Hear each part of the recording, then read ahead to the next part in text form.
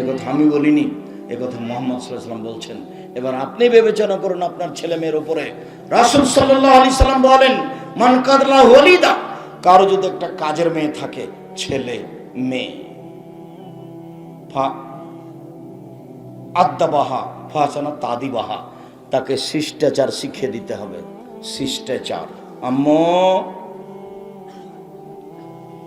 ডান পায়ের জুতা আগে পরবা, বাম পায়ের জুতা আগে খুলবা।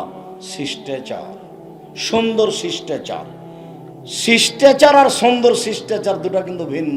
শিষ্টাচার, মোবাইলটা রিং হচ্ছে, অন করে দে, হ্যালো। শিষ্টাচার, অন করে দে, আসসালামু আলাইকুম। এটাও শিষ্টাচার, ওটাও শিষ্টাচার।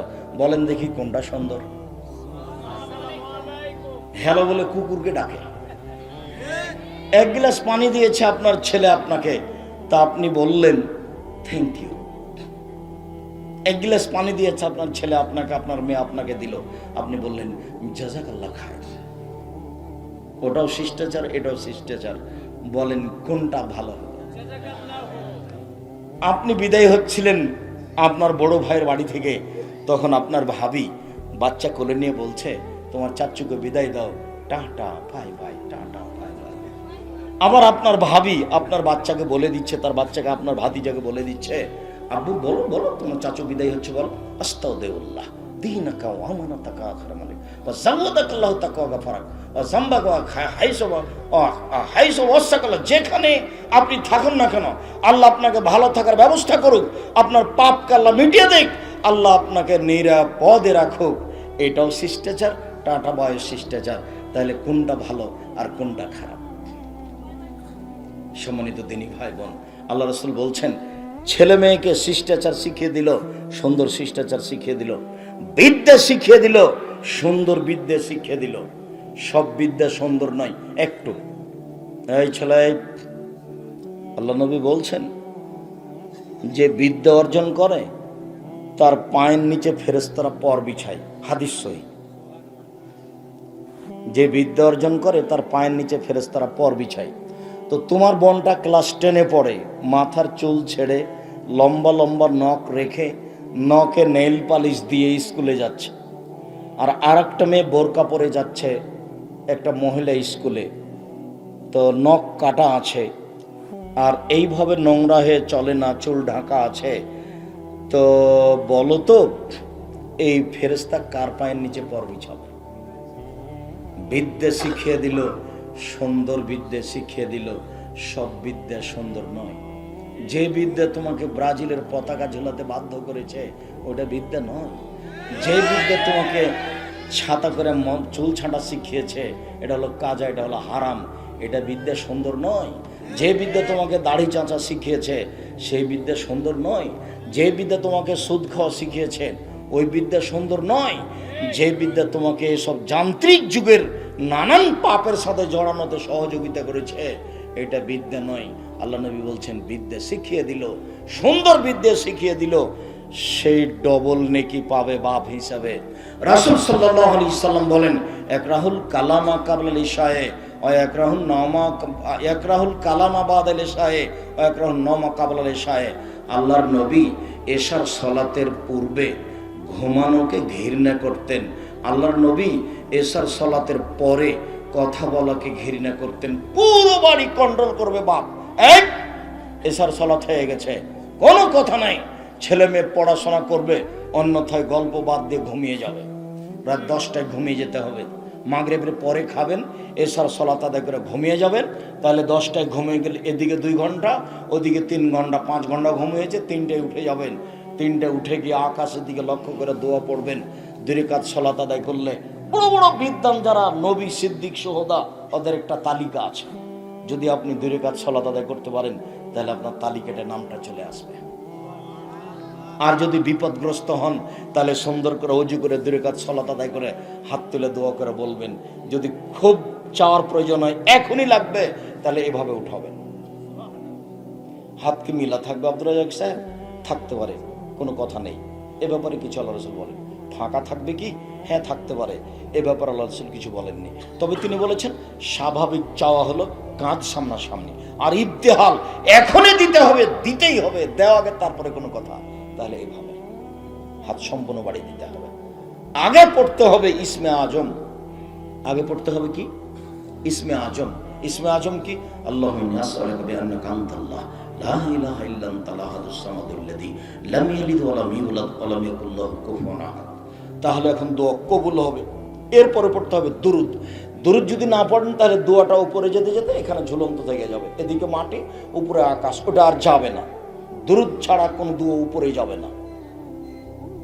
যার কারণে দুরুদ পড়তে হবে। দুরুদে ইব্রাহিম, ইসমে আজম পড়লেন, দুরুদ পড়লেন, এবার নিজের কথা বলেন যে আমি বিপদে পড়েছি, আমাকে বাঁচাও, আমার একটা ভালো সন্তান দাও, আমার জমিটা কেনার ব্যবস্থা করে দাও, আমার ঢাকা শহরে একটু জমির ব্যবস্থা করে দাও, যা প্রয়োজন সেটা বলতে থাকেন, এখন কবুল হবে। আপনি রাত 3টায় উঠেছেন মানে রাত 12টার পরে সব আকাশের দরজা খোলা আছে।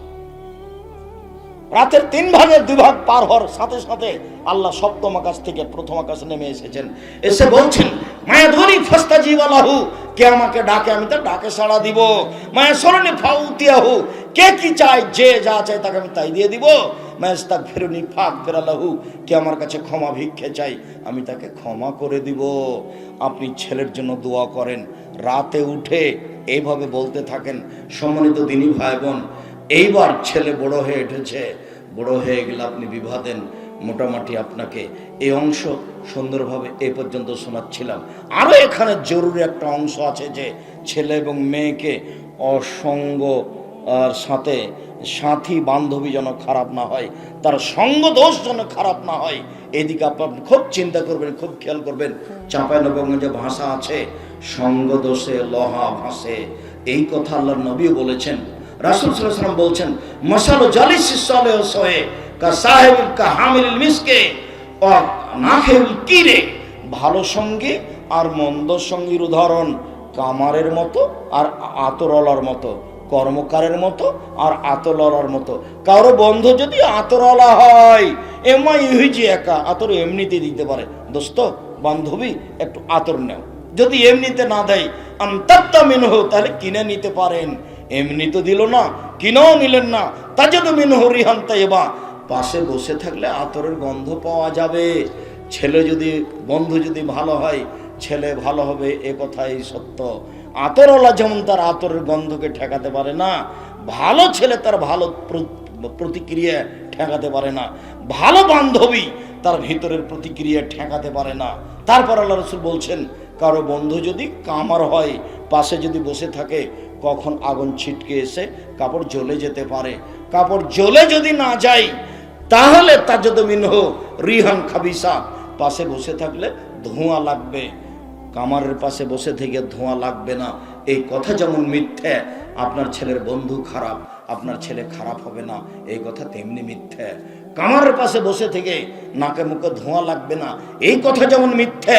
আপনার মেয়ের বান্ধবী খারাপ, আপনার মেয়ে খারাপ হবে না, এই কথা তেমনি মিথ্যে। অতএব মেয়ে খারাপ হবেই।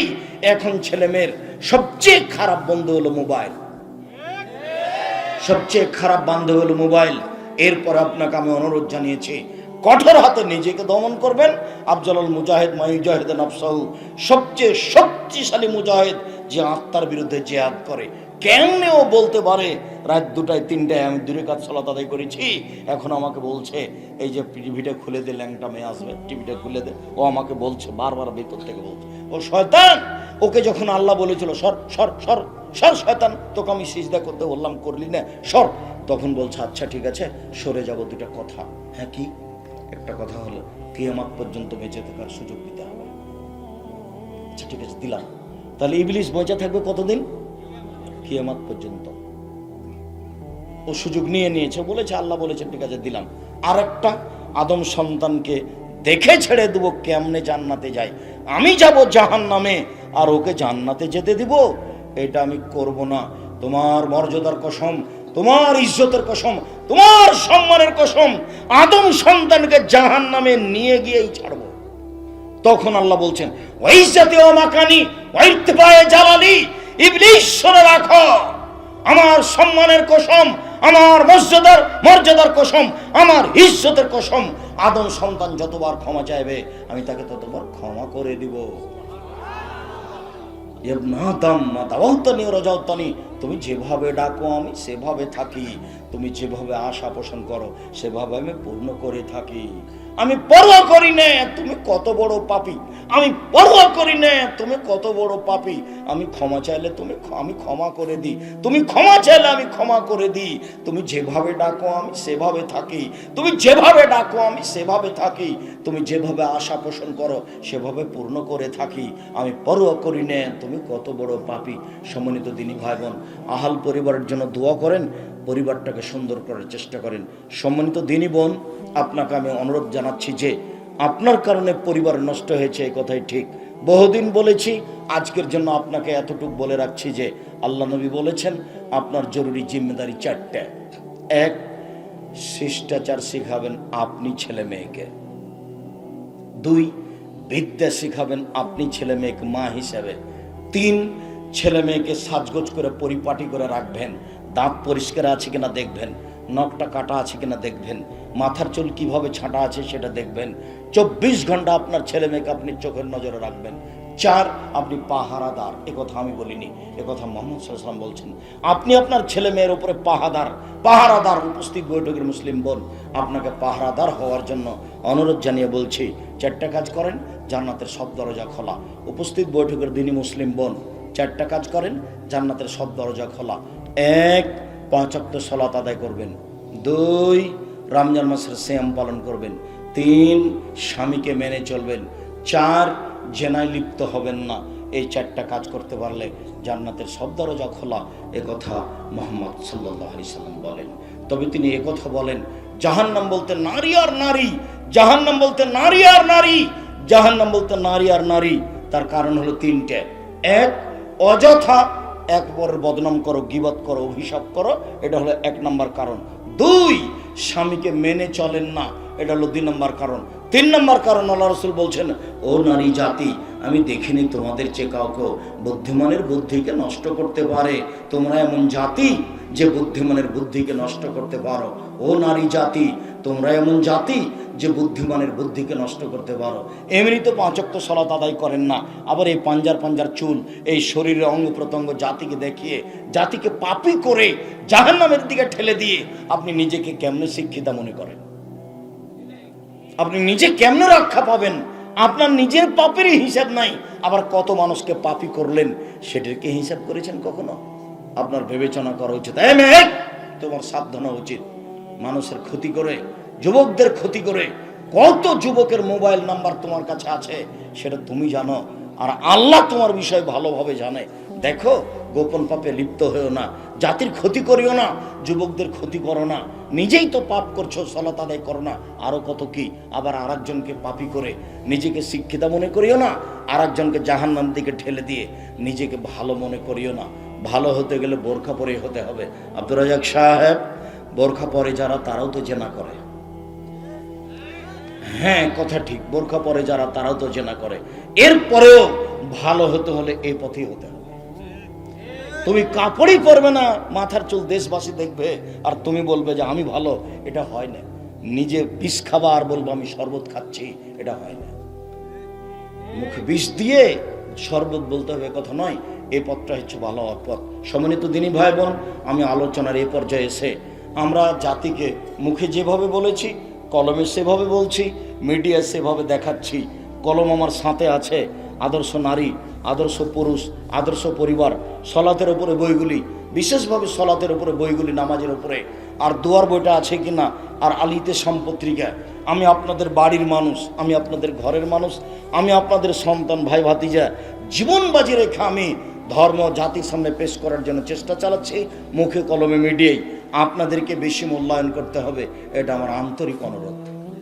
সম্মানিত দিনী ভাই বোন, সকলকে আমি বইগুলি সংগ্রহ করার অনুরোধ জানিয়ে, আলিতে পত্রিকাগুলি সংগ্রহ করার অনুরোধ জানিয়ে, আজকের আলোচনা মেনে চলার জোরালোভাবে অনুরোধ জানিয়ে আলোচনার শেষে কয়েকটি জিজ্ঞাসা।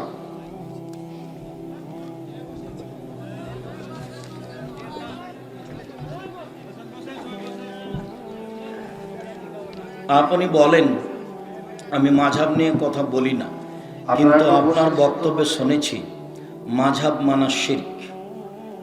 না, তুমি ভুল বলছো। আমাকে বলেছে যে মাঝহাব মানা যাবে কি, তখন আমি বলেছি যে মাঝহাব মানা যাবে না যাবে এই কথা শোনো আগে। যে বিচারের মাঠে ইমাম আবু হানিফা রাহিমাহুল্লাহকে যদি জিজ্ঞাসা করে আল্লাহ যে তুমি কাউকে কি মানতে বলেছিলে যে আমাকে মেনে চলো, তাহলে ইমাম আবু হানিফা যদি বলেন না না না আমি কাউকে মানতে বলিনি, তখন আপনার কি হবে? এটা উত্তর দেওয়া আছে।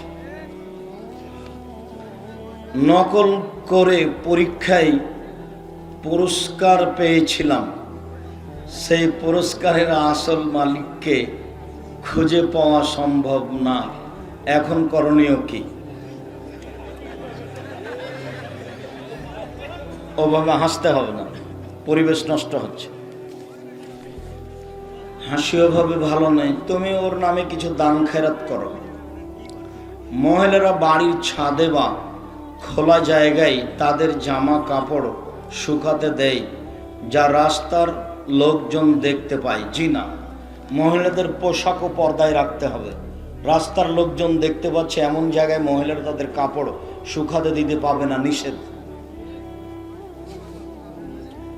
টাকনোর উপরে প্যান্ট জুড়ে রাখা যাবে কি? জি না, টাকনোর উপর দিকে প্যান্ট জুড়ে রাখা হারাম। প্রয়োজনে কোমরে জড়াতে হবে, নাহলে নিচের থেকে কেটে দিতে হবে। এই ছেলে, হইচই করছো কেন? আর সবাইকে বইগুলো নিয়ে যাওয়ার জন্য অনুরোধ, যারা কেউ খালি যাবেন না। মনে করবেন যে আমাদের ঘরের আমার ভাই বা আমার চাচা বা আমার ভাতিজা বই লিখেছে, পড়ে দেখি একটু। আমি যখন চাঁপাইনবাবগঞ্জ জেলার যেখানে বক্তব্য দিই, তখন আমার ভিতরে একটা ভিন্ন প্রতিক্রিয়া কাজ করে। 2 রাকাত সালাত আদায় করে আল্লাহর কাছে কিছু চাইব, তাহলে সালাতের উদ্দেশ্য কি থাকবে? সালাতুল হাজাত, প্রয়োজনীয় সালাত।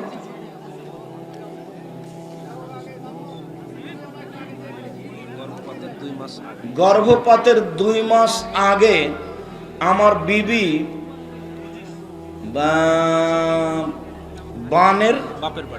বাপের বাড়ি যেতে চাচ্ছে, এখন আমি কি করব? বুঝানোর চেষ্টা করেন। হয়তোবা ভয় পাচ্ছে যে মায়ের কাছে থাকলে বেশি ভালো থাকতাম। বুঝানোর চেষ্টা করেন। মিডিয়ার একদিনই ভাই রোড অ্যাক্সিডেন্টে খুব অসুস্থ, আপনার কাছে দোয়া চেয়েছে। আজিবিল বাস রব্বান নাস আশফান্তা শাফি লা শিফা ইল্লা শিফাউকা শিফাউন লা ইয়াদুরু সাকামা। আল্লাহ তুমি তাকে সুস্থতা দান করো, আল্লাহুম্মা আমিন। শ্বশুরের কাছ থেকে আমার কিছু চাওয়ার নেই, আমাকে জোর করে কাপড়, পাঞ্জাবির কাপড় দিতে চাই। দেয়নি তো তুমি নিবা না, যে আমি খুশি আছি, আপনাকে আমি দিব, তুমি দিবা একটা লুঙ্গি। এবছর থেকে খেয়াল করবা, একটা ভালো দেখে শ্বশুরকে লুঙ্গি দিবা, পাঞ্জাবি দিবা। আমার বিবি পর্দা করে, কিন্তু আমার মা পর্দা করে না। বলার চেষ্টা করেন, আল্লাহ রহম করুক, আল্লাহ যেন আপনার মাকে ফিরিয়ে নিয়ে আসে। ও, আমার মা পান জর্দা খায়, বুঝাতে থাকো, পান জর্দা নিয়ে এসে দিও না চাইলে, পান জর্দা হারাম। মাইকে আজান দিলে নাকি শব্দ দূষণ হয়, ভুল বলেছে। মাইকে আজান দিতে হবে। যেসব ফতোয়া চলবে না সেগুলো দিয়ে পরিবেশ নষ্ট করার কোনো প্রয়োজন নাই। শায়েখ, মসজিদের মাইকে মৃত ব্যক্তির ঘোষণা দেওয়া যাবে কি? যাবে না। কেন যাবে না আব্দুর রাজ্জাক সাহেব? মৃত ব্যক্তির সংবাদ দেওয়া বুখারী মুসলিমের হাদিস, নিষেধ দেওয়া যাবে না এটাও বুখারী মুসলিমের হাদিস। তাহলে কেমন হলো? চিৎকার করে বলা যাবে না, এটা হলো জাহেলিয়াতের যুগের প্রথা ছিল। কেউ মারা গেলে আগে যেমন আমাদের দেশে ঢোলাই দিত, ওইভাবে ঢোল পিটিয়ে ঢোলাই দেওয়া হতো চিৎকার করে, অমুক মারা গেছে, তার জানাজা এই সময়ে হবে, এইটা চিৎকার করার নিষেধ আছে। এখন মাইকিংয়ে সেটা হয়, এই জন্য নিষেধ। মসজিদের হোক যেটাই হোক, অমুক ব্যক্তি তার বাসভবনে মারা গেছে, বিকাল 3টায় মরহুমের জানাজা, বিকাল 5টায় হইবে, আপনারা অংশীদার হয়ে অশেষ সব হাসিল করুন। এগুলো সব মিথ্যা কথা, জাহেলি কথা। এইভাবে প্রচার করা হারাম। এক অপরকে মুখে বলবে, মোবাইলে বলবে, যেখানে চিৎকার নেই। মেয়েরা হাইজ অবস্থায় কোরআন স্পর্শ করে দেখে দেখে পড়তে পারে। সেদিন তো বলার কারণে বহু মানুষ খেপে উঠেছে, সেটা আপনারা দেখেছেন। আয়েশা ঋতুবতী হয়ে কাঁদছেন। তা আল্লাহ রাসূল বলছেন, কাঁদছো কেন? হজ করতে এসে? বলে, আমি ঋতুবতী হয়েছে ন কাঁদছি। বলছে, তুমি তপ করিও না, বাকি হাজিরা যা করছে তাই করো। তা হাজিরা কোরআন তেলাওয়াত করে না, শুধু তপ করতে পাবে না আর নামাজ পড়তে পাবে না, বাকি সব ইবাদত করতে পাবে। এটাই ঠিক, যে যাই বলুক এটাই ঠিক। অজু ছাড়া কোরআন তেলাওয়াত করা যাবে? জি যাবে। অজু ছাড়া আজান দেওয়া যাবে, কোরআন তেলাওয়াত করা যাবে। অজু ছাড়া সালাত আদায় করা যাবে না। রাসূল সাল্লাল্লাহু আলাইহি ওয়াসাল্লাম রাষ্ট্র ক্ষমতায় ছিলেন। হযরত উমর রাদিয়াল্লাহু আনহু অর্ধ পৃথিবীর খলিফা ছিলেন। তাহলে আপনাদের এ বিষয়ে ভূমিকা নেই কেন? এই যে দাওয়াত আছে, রাষ্ট্র খলিফার জন্য কোন নবী দাওয়াত দিয়েছেন? ভুল বুঝেছো তুমি আমার সাথে কিছুদিন যোগাযোগ রাখো, তোমাকে সঠিকটা বুঝাবো। তোমার ওই আকীদাই ঠিক নাই। ওমর মরে গেছেন, রাষ্ট্র ক্ষমতা বন্ধ হয়ে গেছে। আবার যেদিন আসবেন ঈসা আলাইহিস সালাম সেদিন।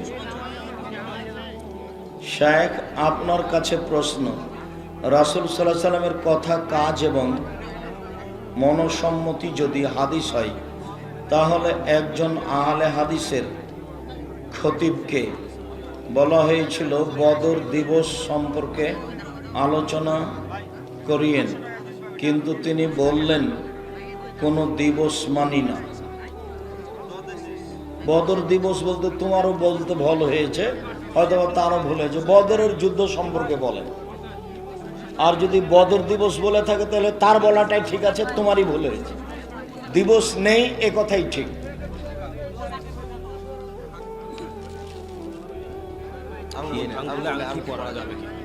আঙ্গুলে আংটি পরা যাবে কি? যাবে। ডান হাত বাম হাত দুটাই চলে। ঘড়ি ডান হাত বাম হাত দুটাই চলে। স্বর্ণের আংটি চলে না, চাঁদের আংটি চলে না, রূপার চলে। আপনার এমনি পদার্থ যেগুলো পিতল লোহা এগুলো চলে।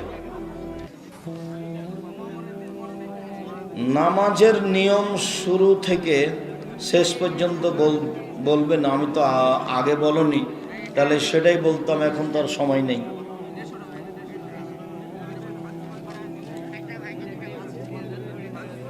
আমি হস্তমৈথুনে আসক্ত, অনেকবার ছাড়ার চেষ্টা করেছি কিন্তু পারিনি। এটা শয়তানের প্রেরণা, খুব জটিল।